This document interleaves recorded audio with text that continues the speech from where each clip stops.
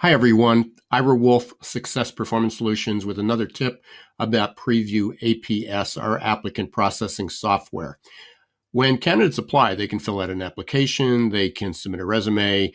That's your decision of how you want them to apply. But you can also add additional screening questions. And the screening questions might be, do you have more than 5 years of experience? Do you have a valid driver's license? Do you hold a license in our state? Are you able to relocate?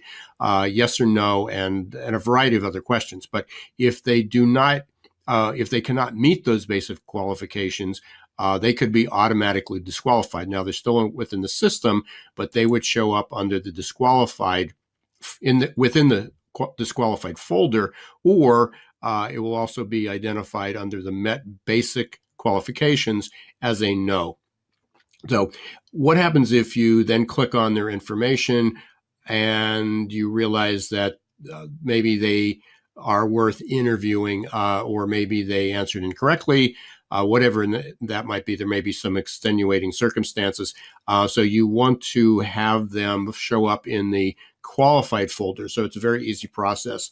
You just hover over the no, a little pencil will show up, come up to the drop down, select qualified, put some notes in there of why you're making that change. I'm not going to do that because this is a live system, and then you would hit submit once you make the change and put the notes in.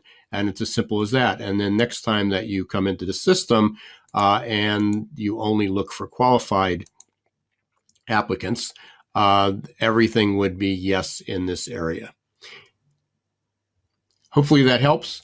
Thanks again for listening. Ira Wolfe, Success Performance Solutions, with another tip about Prevue APS.